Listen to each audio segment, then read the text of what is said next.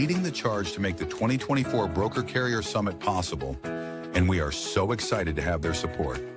In case you haven't heard, TAFS offers much more than freight factoring. It provides a comprehensive support system for trucking companies of all sizes, specializing in fast and efficient invoice factoring with the ability to pay carriers in as little as 1 hour. And TAFS services go well beyond factoring, offering a fuel card that unlocks major fuel discounts, flexible business loans that are designed to cater to the distinct needs of a carrier's operations, a dedicated, responsive client experience team, and much more.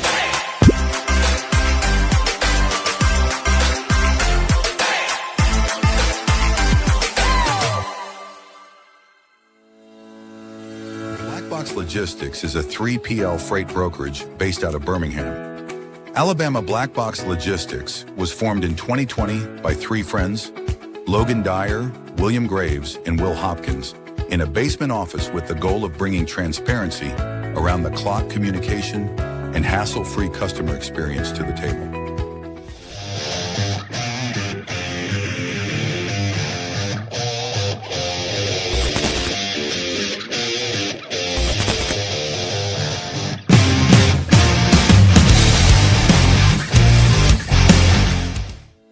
Multi-service fuel card, the industry's first fuel card, was created by an over-the-road truck driver in 1978 to offer a safe, simple, and cost-effective way to handle fuel and trucking expenses.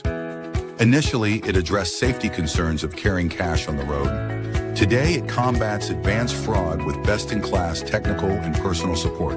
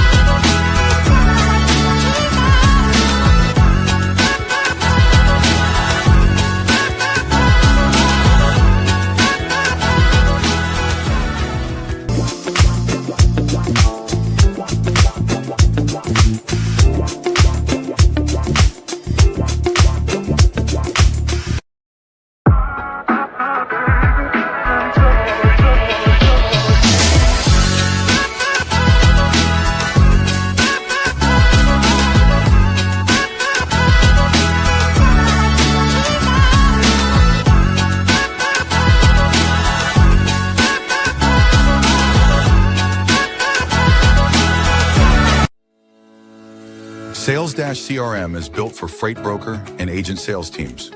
Manage your shipper prospecting and follow-ups. Organize your carriers in the lanes they run.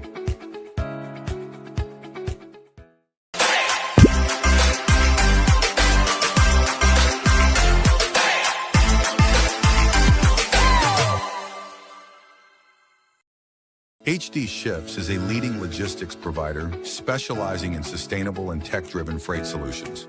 With hubs in Reno, Phoenix, and London, we deliver comprehensive services, including full truckload, expedited cross-border, and intermodal freight. Leveraging proprietary technology, we offer 24/7 tracking, real-time visibility, and advanced automation to ensure safe, compliant, and efficient transportation.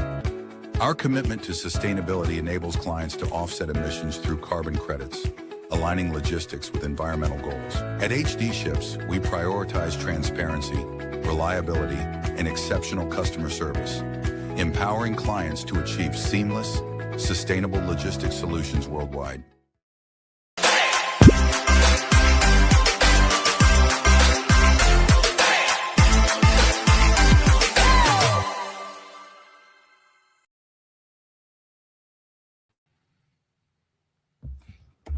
What's up? Happy Friday. Happy Friday. Sorry, I guess the countdown went faster than normal. I was looking down my phone and all of a sudden I see we're live. Yeah, we are live. And so you are back in the States, right? Back from Bolivia? Yeah, I got a new MacBook too. I was going to say, it's like, this camera is way better, I think. I don't know if it's the lighting in my hotel or the camera, but I feel like I'm like glowing a little bit today, where I'm normally like I don't know. Maybe my camera was just hadn't been cleaned on my old computer in a long time. I'm not sure, but it's good to No, be back. 100%. Yeah, your audio is much clearer in the camera. It looks great. So it's great to have you joining the Mac laptop crew. Well, before we get into it, shout out to our sponsors. First, we got Black Box Logistics, 3PL out of Birmingham, Alabama. Matt, I'll let you take HD there. Yeah, HG Ships out of Reno, Nevada. If you're looking to be an agent, I'd love to chat with you. We got And then- Sales Dash CRM, the OG sponsor, our first ever sponsor. They actually agreed to sponsor the show before we even had an episode out. Black Box is a customer. We love it. It's a freight centric CRM. So if you're in the market, give them a shout, Josh Lyles. And then we've got our banner sponsor, Taft's Top 10 Factoring Company out of Kansas City. Great group over there. Also, lots of good educational content on their website. If you're looking to learn more about factoring or in the market, I would definitely look them up. Yeah, no, 100%. Our guest today knows a little bit about Taft's. He knows the guys over at Taft's as well, and it'd be fun to talk about some offshoring with Matt. We both met Matt in person when hard to believe I was in Birmingham over a year ago now. That was what, last November? October. So yeah, about 14 months ago. Yeah. Well, it was after broker carrier, so yeah, maybe it was the end of October, early November. But yeah, time flies. Now we're entering 2026 in 2 weeks. So Yeah, man, it's crazy. Yeah, I think that's the first time I met Matt as well. I'm trying to think. No, I guess I met him in Kansas City, but he left his mark on Birmingham. He was attacked by a homeless man after our black box opening party. So that was something. I wasn't there yet for that because I missed the opening party because I was at Broker Carrier Summit, so I missed that missed that event. I came in the next day. Yeah, it was eventful for sure, and that's kind of where this. I mean, a lot of our audience is probably aware that Matt Anness, he has the softest hands in freight. It's a known fact. People talk about it often, and that's kind of where I discovered that. Go ahead and bring him on stage here to kind of, I guess, maybe tell his side of the story or just confirm that he does in fact have soft hands. Matt, thanks for joining us. Hey, yeah, Matt. thanks for having me on. That's a new intro. That I haven't gotten that one from any other podcast or webinar that I've done. Yeah, thanks for that, Will. Well, we like to keep it just candid, real on the Two Dogs podcast. Just tell it how it is, right? So yeah, it's well manicured, looked after hands. I don't know. There's soft hands. They are looked after. We were on a Teams call for something work related, right? And Matt was over there putting lotion on his hands, and it was just like, man, I can't like focus, or it was just weird, like we're on the Teams call and he's just lathering up. It was nuts. In Kansas City, it's cold. They put the heater on. It dries the air out, man. You got to keep them, nice and moisturized. So yeah, I lotion my hands. I believe in self-care. I believe in self-care as well. And all in good fun. Audience, Matt's a good friend. I don't actually think he does have soft hands, but I mow my own lawn. I rake my own leaves. I'd say wash my own car. I do the interior. I use my hands. I'm not out there, setting railroad spikes or anything like that. But hey, look, man, I don't know who you're trying to convince, if it's yourself or what. But let's get into it. Let's get into some logistics. So. And we forget to mention it sometimes. So Trio actually does the graphics for our show. So Matt is the president of Trio, offshore staffing company, and so all the cool graphics, the intro videos, and all that good stuff. That is Trio. And then they also do logistics staffing. Black Box has, hell, I don't know, Matt, how many do we have through Trio now? About 20. Yeah, we're coming up on it. Yeah. Oh wow, you have that many now? I feel like just last year was like 5, wasn't it? I didn't know you had 20. There was probably like 1 this time. No. Yeah, I don't know. 3. Yeah. It wasn't very many. I didn't know you had upped it all the way to 20. Wow. And then Andrea says, OMG, here we go again. He must be talking about the soft hands. The comments usually come in a little later while we're on stream. But yeah, no, Trio's been great. Yeah, we've got a village of like an office full of Trio workers now. It's 20 people that you have insulting me. It's nothing better as the president of a company is when your employees come to you with insulting remarks. Yeah, explain that, Matt. Explain that for the viewers. What what's happening there? Yeah, so I mean, it's we have our own internal chat at Trio as well, and I give access to all of our employees to directly communicate with me, and Will's developed a great relationship with his employees. I will say that. So he does prod them. He does push them along to hey, reach out to Matt. Tell him he's got soft hands, or tell him he's this. And those that have known me long enough have actually started doing it. So that's been a treat that's developed over the last 30 to 60 days. Having various employees say, "Hey, Sharman, how you doing today?" Yeah. So that's I guess it's one of those things where it's like I'm too immature to have this much influence on our workers, but so we operate in Slack.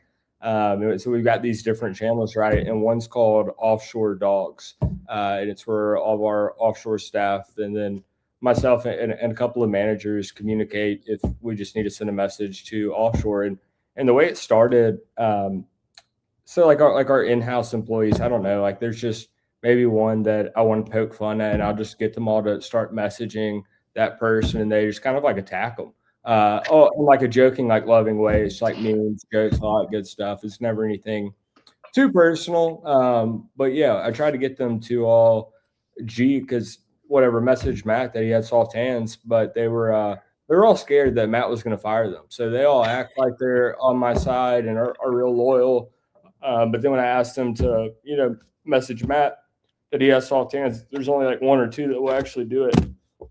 I'm sitting here. We're coming up on 3 years that I've been with Trio, and writing out culture policies, working on our core values, identifying who we are in the building, trying to get them all work together as a team, and then Will's over here, trying to get them to say that I've got soft hands or pitting one employee against the other. It's just been just a complete opposite of everything I've been doing. At least Will didn't tell them all that you were giving them like 100% raise or something, Yeah. But I will say, I mean, I think the relationship that a lot of them have with Will is really good. I think it's really healthy. I think a lot of them would say that they'd go to war for Will.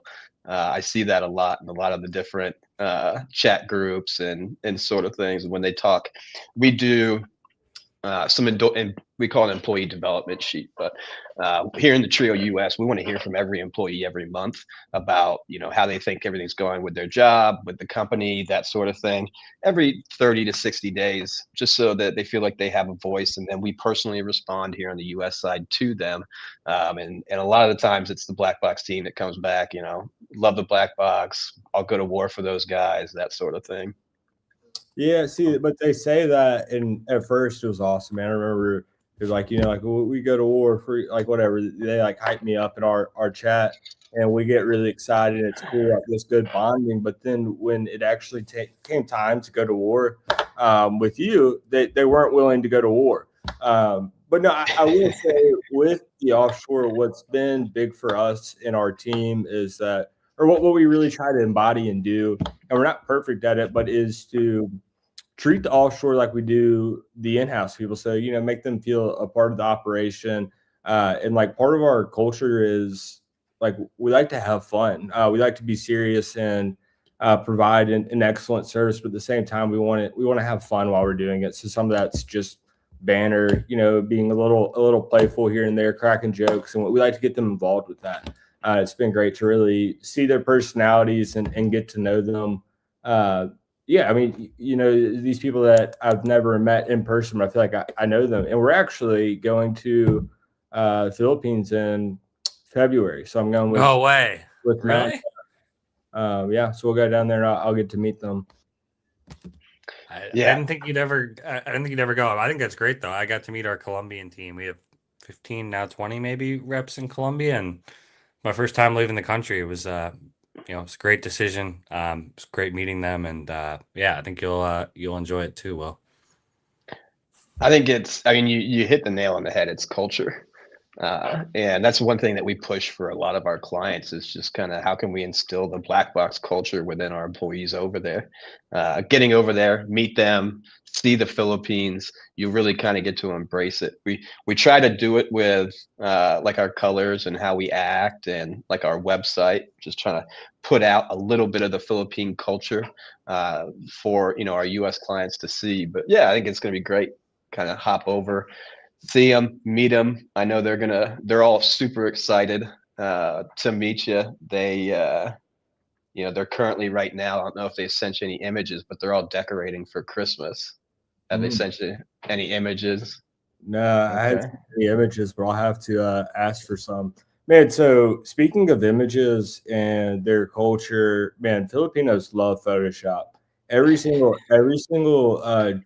trio employee that we have is just like a killer with Photoshop. I don't know what it is, but they love it and they're really good at it. Yeah. So They quick with the memes too. Yeah, they're funny.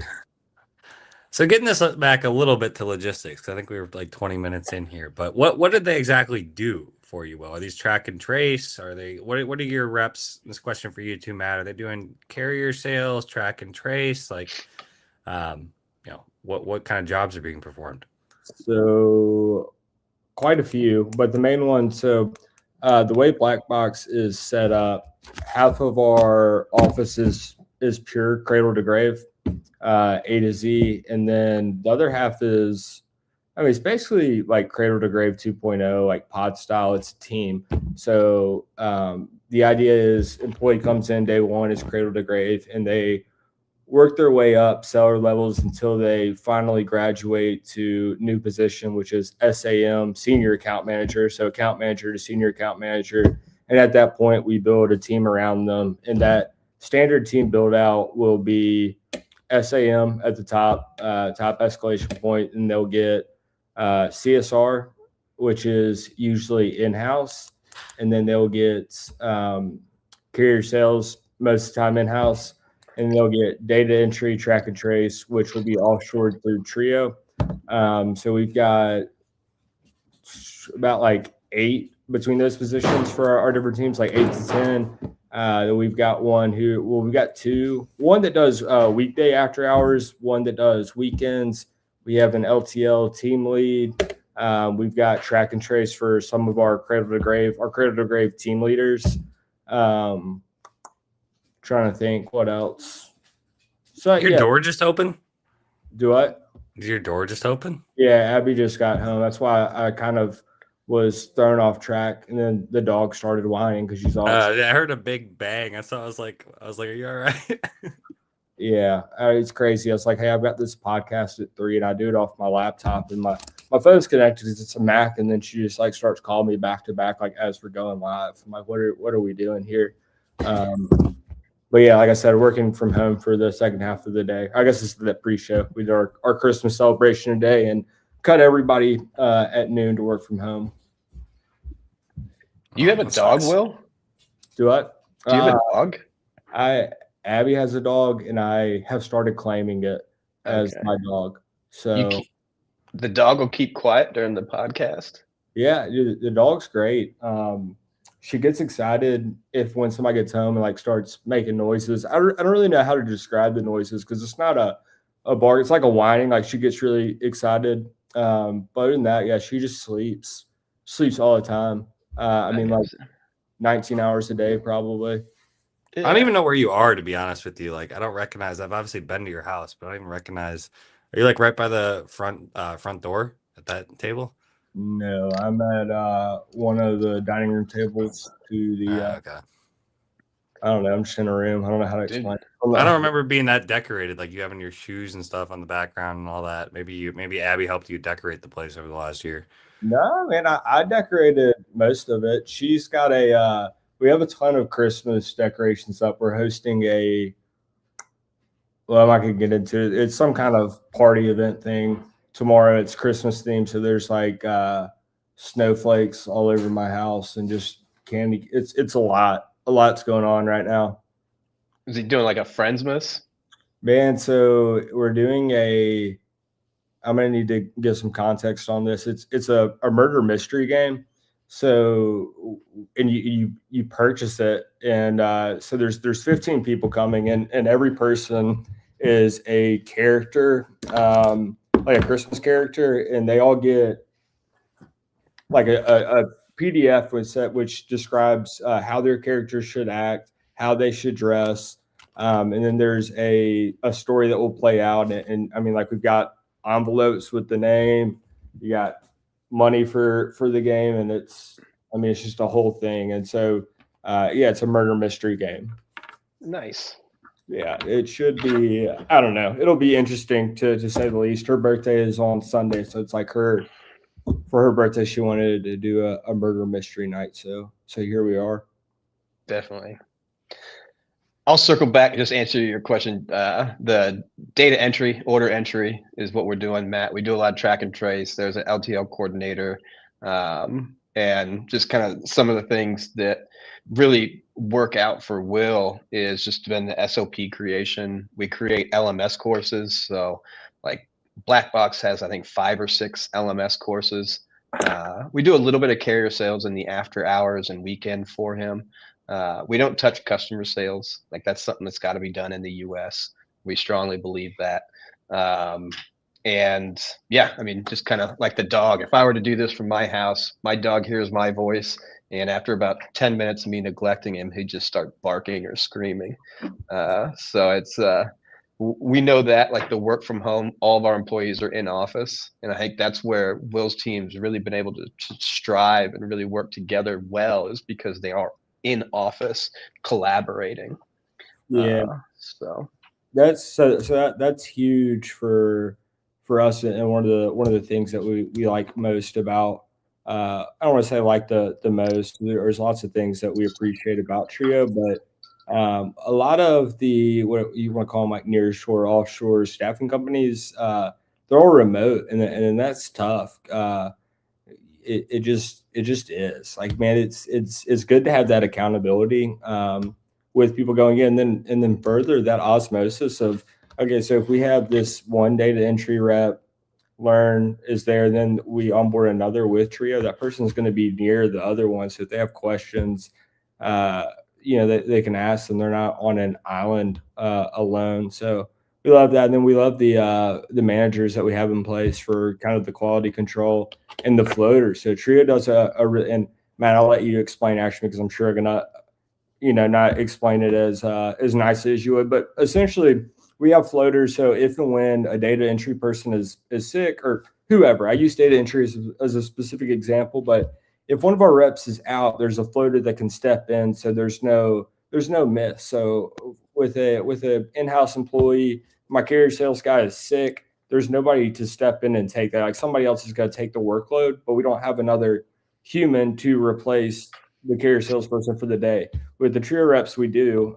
So like today, for example, we had a track and trace rep out. I think it was actually one of our team leads stepped in and was like, hey, like I'm going to be taking over this role today from their credentials, all that. And like, we don't miss a beat. So that's huge. Yeah. I mean, it's a CYA for us, cover your ass. We know it. Philippines, you go to a lot of these countries, Mexico, Colombia, wherever, there's 28 national holidays. That's a month out of the year. Like it's a lot. Cultures in a lot of these places that are being nearshore or offshore are very family oriented, right? So, a great uncle on the mother's side or something like that passes away, they want to go to a funeral. Anything like that, you'll run into it where they're going to have to take days off. And when it's unexpected, that's the hardest thing. You can't plan for it as a company, and it just really wrecks your operations. If you've got somebody that's focused on sales and now has to do track and trace because somebody calls out, it just kills the productivity of a business. So that was one thing that when we had put 160 people in an offshore company before we launched Trio, was we had tons of call outs every single day, and we thought we could do it better. We look at a team like Will. He hasn't had to really train any of his people. We do the first 80 to probably 85% of the training on how to do his task the way that his company does it. And then his account manager, through working those first few weeks, bring them across the finish line. But having a floater that can step in, do those tasks, having team leads, with the members that he's got 2 team leads now. There's one for every 10 employees. They know how all of these jobs are done. They do all the live coaching and shadowing in the Philippines side for Will and his team. They can step in if needed as well and do those daily tasks. So we have floaters, we have the team leads that can do that. And it's allowed us, for our clients, to make sure that they don't have a missed day of productivity due to Trio. How many reps do you have total for Trio right now, approximately? So we were new, and we do all organic growth. So unlike some of the other companies where, hey, we're owned by this company, and we started with 200 offshore. All our growth is organic, and we just crossed over 100 employees. Oh, nice! Congrats. Yeah, thank you. So Will one of the larger ones then, with 20. Yes, Will is. So we've got VIP. We've got Will's team 20, another with like 12, 14, a couple with 10, a lot of onesies, twosies as well. It's offshoring. If it's something where we can document that role and then put it into our process of having the team lead over there, having the floater, we found that we can be successful in the majority of roles for people. So one of the highest impact positions that Trio filled for us was that LTL team lead. So the hire handles our LTL pretty much exclusively. So we're primarily we are a full truckload brokerage, and say 75%, 70% open deck, maybe 20% van, then 10% box trucks, sprinters. But very few LTLs, but enough to where we need to be able to service them, but it doesn't make sense for my reps to juggle what they're doing and then booking an LTL. So we had a few people in-house that were kind of running the LTL operations, but they also had different things at the company that they were doing. It was one of those things where it's like, man, we can't really, I don't know. It's just a tough, like, what do we do here? And it was finally like, why don't we give Trio a shot at it? And I had Matt, we kind of went back and forth on it a couple of times. I wasn't sure that you guys were going to be able to do it, because it's pretty complicated position. A lot goes into it with the classing. There's a lot of room for error. So I was hesitant to run with it. Like I said, I mean, to be frank, I told Matt, I was like, I would rather you tell me that you can't do this than for us to like spend time trying to get this together and roll it out and it not work, right? Like I'm busy. Like this is kind of, we're in a sprint season when this is happening. We still are, but there was just a lot going on. I was like, man, if we do this, like, I just like be sure that like you guys can do it. And they knocked it out of the park. Everybody loves her. She's awesome with LTLs. Like they send them to LTL@shipblbx.com. That's the distribution email. She responds within 5 minutes, gets pricing, books them, customer facing, carrier facing. It's a one-stop shop for our LTL, and that's through a Trio rep. Now, do those reps, like that's a very difficult job. Do those reps get paid like more? Like I know with some of the offshoring in Colombia, if you're doing like specialized, like those are harder jobs to place. Or was that just like a normal rep that was able on the same, pay structure, it's able to get it, or like more specialized roles with Trio generally at a higher level for talent, like similar to how it is in Colombia? If you can answer that, I don't know. I don't know about Matt's cost, but our cost from Black Box, that rep costs as much as a track and trace rep. So we pay all our reps the same. So the one thing that we've done kind of strategically is pay significantly higher in the Philippines so that we can get better talent. And we do all of our hiring, all our final hiring is done in the United States too. So we know a lot of other offshore companies kind of go out and they may use temp agencies, or in the Philippines, like a big thing is if you've got 10 roles, you hire 100 people. Us culturally in the Philippines, we didn't want to be that. So we're going to hire what we believe are the right people from the gate. It takes a little bit longer. It's a little bit more labor intensive. We help we help all of our clients build out job descriptions. We have them fill out written assessments. We do interview assessments. There's 2 interviews and 3 assessments that are done with every candidate. Final interview is always done in the US. We pay significantly higher. In doing that, the talent that we're able to attract are usually subject matter experts or team leaders from other companies.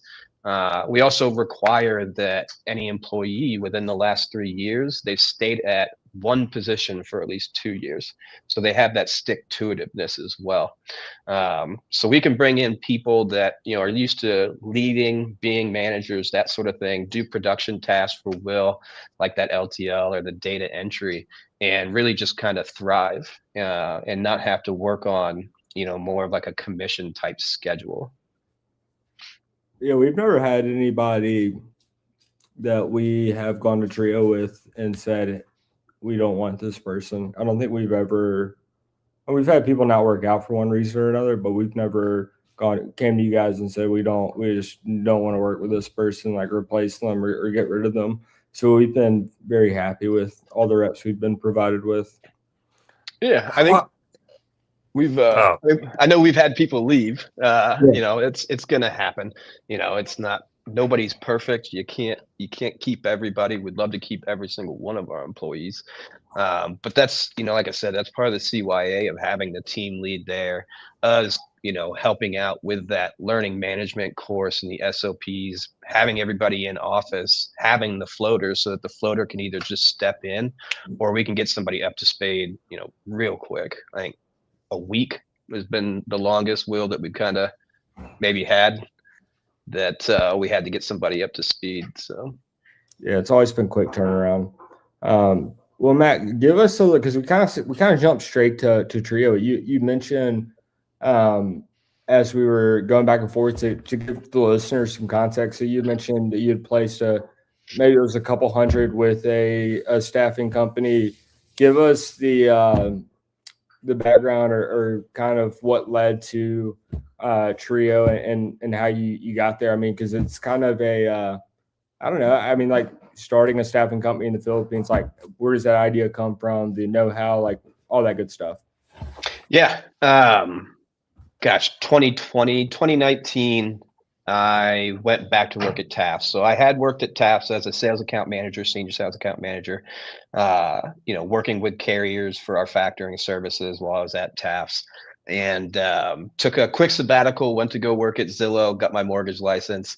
And then Jaime, JJ Heredia, asked me to come back and run the ambassador department, the social media influencers, that sort of thing. It transitioned into the director of strategic partnerships eventually, but one of the things I was tasked with, we had openings all the time for just some of the similar roles, like in logistics, that data entry, the track and trace, it was verifications or collections or whatever it may be, that it was just impossible keeping people there, having people call out. People, either wanted to move up or move out, really, some of those entry level roles that if you're doing it a year later, you're looking at yourself, looking for something else. So, we did a bunch of research. I was tasked with doing the research, looked at Philippines, looked in some places in Africa. We looked at Colombia. We looked other places in South America. And we ended up going with a company in South America. I think by the time we were done, we had about 140 to 160 people down there. And I think just me personally on my team, I think I had 3 members that helped with the dispatch side that I managed, as well as our ambassador department. But Some of the things that we ran into, like I said, the calling out. COVID was happening. People went to work from home. They never came back. If you tried to make them come back, they just left. We were losing good candidates, and then we had a lot of absences. And some of the English, South America was great for English Spanish bilingual. A lot of those countries, they learn in Spanish, whereas in the Philippines they go through school and they're learning in English. There's 180 different languages spoken in the Philippines, but the one that's common across all the islands is English. So when you have conversations with them, it's a little bit more conversational. They also watch a lot of like the same TVs. Will's going to be going over there, but like in the hotels, in the condo, you go and you put on Netflix and it's all US shows. They listen to US music. They're very in tune with the American culture, so they understand like the turns of phrases, the idioms that we kind of struggled with some of our members in South America. Gosh, I want to say 2022. 2022, the company was formed. I think they got first client in November, and then January 2023, I started with Trio. And it was how we started. I came from sales. The owner came from sales. We were going to be an offshore staffing company for salespeople, and we quickly realized that it takes so much work to do that. And getting some of the U.S. companies to buy into how it's going to be successful was just really difficult. We found ourselves being sales consultants rather than a staffing company. So we made some transitions. That's where I shifted into the operations role and really just developed the SOP packaging, how we can put that together, how we can make it so that our Philippine employees will learn, the best way for them to learn, building out resources, guides, that sort of thing, and just kind of honing in on how do we find the best talent, how do we train the best talent, how do we manage the best talent. And that's I feel like we've hit kind of a groove with a lot of our clients in doing that through those floaters, the team leads, the weekly meetings, all stuff that people are, when we start off, they're like, man, that seems like a lot, right? You want to create a whole SOP package for this role, you'll never be able to do it. Now let's start with something. We can always build on it in the weekly meetings. Oh, you're going to build out a training course. A lot of clients when they start, they just don't believe it because they've never been offered it, they never experienced it, or they were charged extra for it. But yeah, that's a little bit about me, what I've kind of done in the past. At TAFS, it wasn't just the offshoring of employees that I did. I ran the strategic partnerships. So, I had a lot of great exposure to brokerages, to trucking companies, to TMS partners, insurance companies, safety companies, how they operate, how they run. I basically, created that network there. And it was really helpful when I did launch Trio, because we can help everybody in transportation, because I've sat in all of these people's offices, see how they operate, what works, what doesn't work.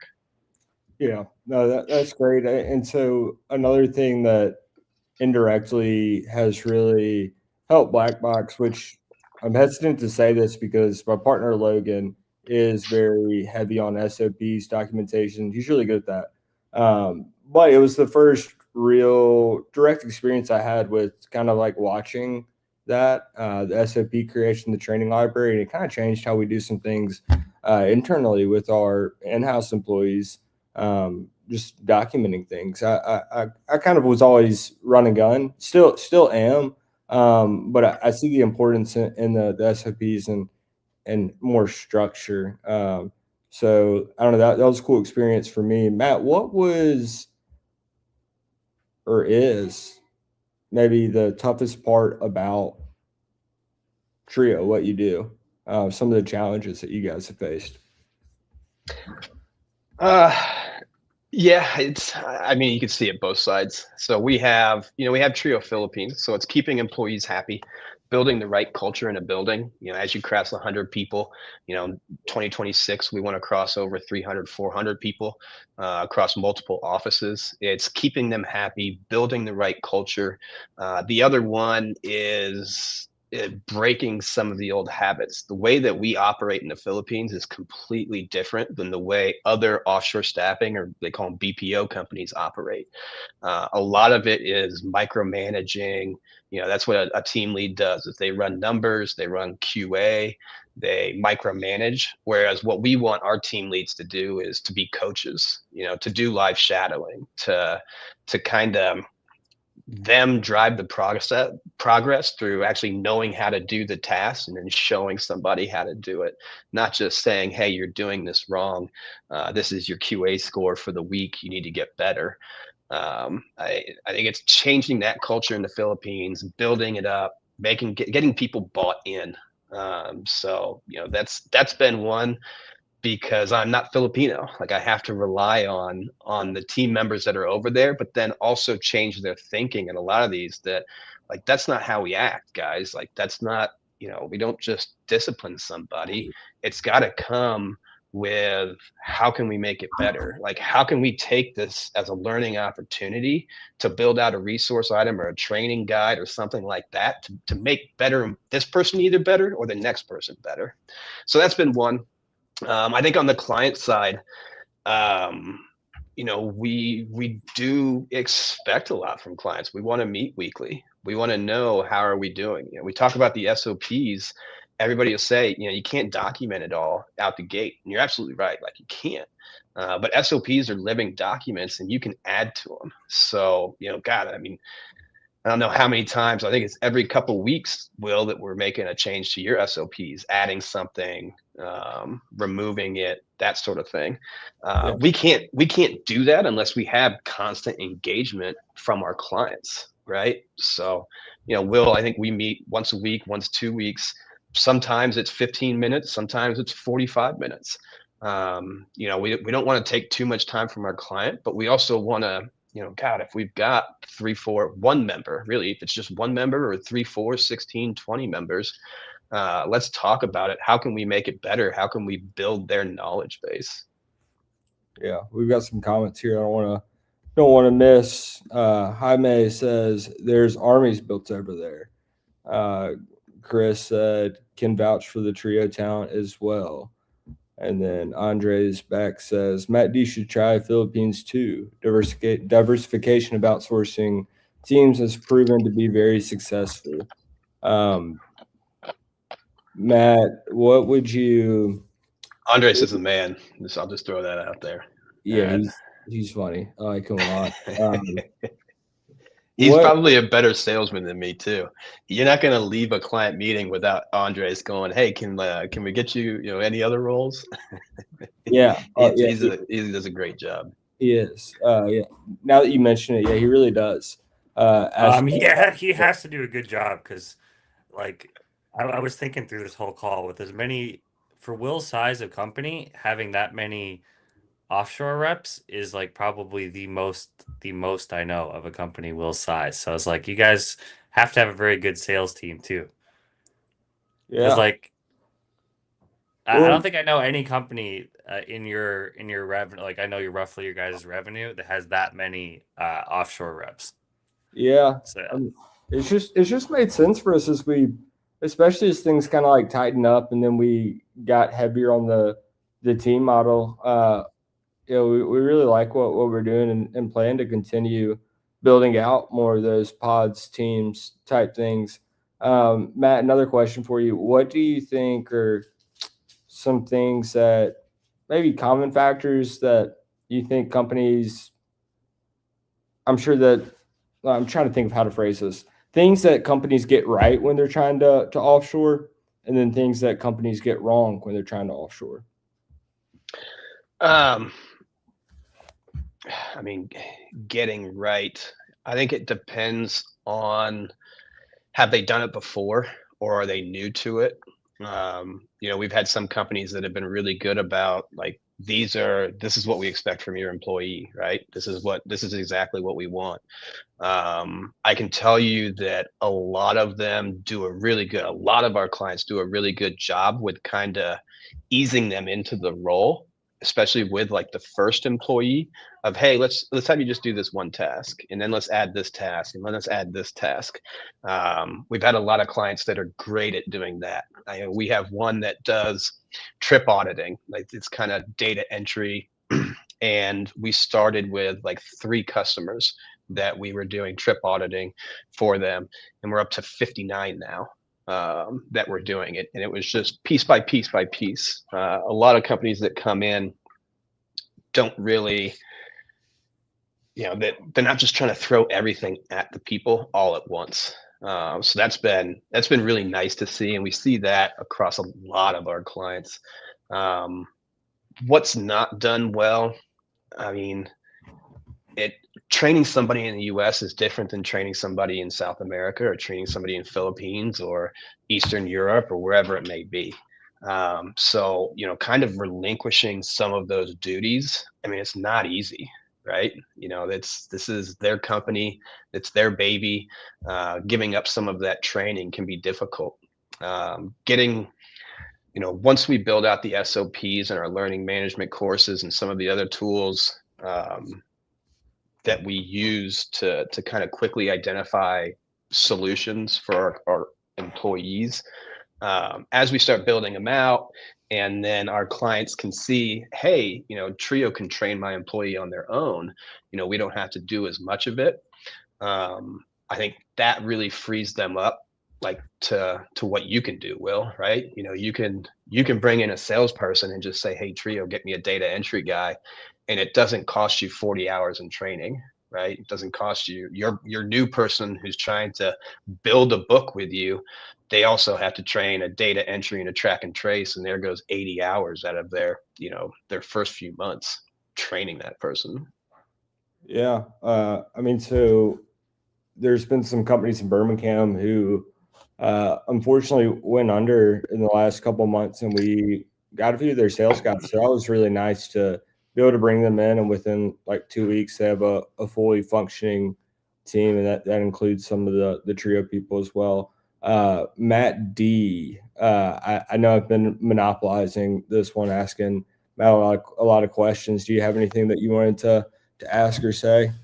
No. I mean, we talk to Matt all the time, so you think you asked a lot of really good questions, and yeah, it was a good show, Matt. And we'll have to see you, in person coming up here soon. Well, you see Will, but I'll have to. I don't know when I'll be down to Birmingham or down south. Again, it's kind of far away, but we don't know where you're going to be on this podcast. We guess I was telling Matt before the show.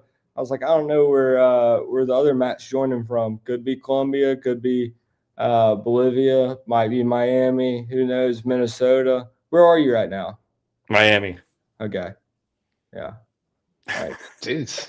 Frequent flyer miles. What's that balance at now? The sad thing is I've never used a frequent flyer because I fly different airlines depending on the time all the time. So I could have racked up a ton of points with flights and hotels. Probably a mistake on my part, but yeah, I mean, points and status, man. That's how you get the upgrades and the lounge access.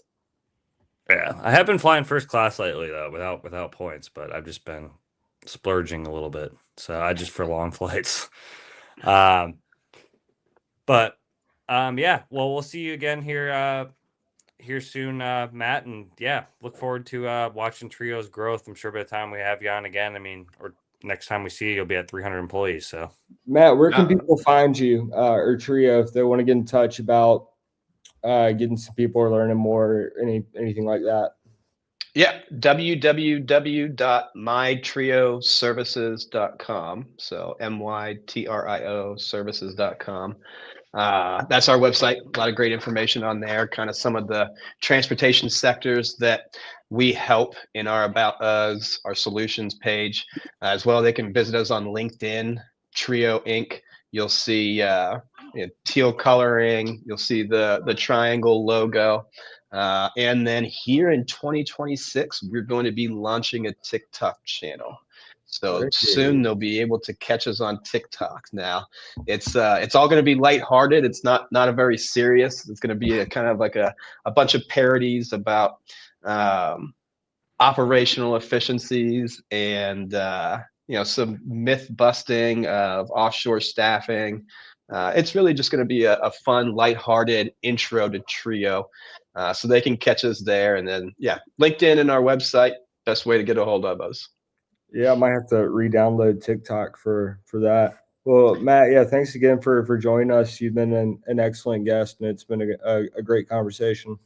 Man, I love it, guys. We'll have to get down, do the Robert Trent Joe's golf trail, or if you guys are coming up for the BCSKC, get together for a round. Yeah, 100%. Sounds good. Have a good weekend, Matt, and thanks again. Thank you all. Happy holidays. All right. That was fun. I knew that would be fun with Matt. Matt's always entertaining. Yeah. Shout out to our sponsors, Black Box Logistics, 3PL out of Birmingham, HG Ships out of Reno, Sales Dash, the OG sponsor, Freight Specific CRM, and TAFS, top 10 factoring company. Great people over there. Hit them up if you're looking to factor. Yeah, and again, you failed to mention Black Box was recently voted the People's Choice 3PL by the people. So no big deal. Yeah, slipped my mind. Yeah, awesome. Well, Matt, enjoy your weekend. We'll be back at it next week. Yeah. Enjoy the party. Happy birthday, Abby, if you can hear me. Thanks, Matt. Oh goodness. All right. Talk soon.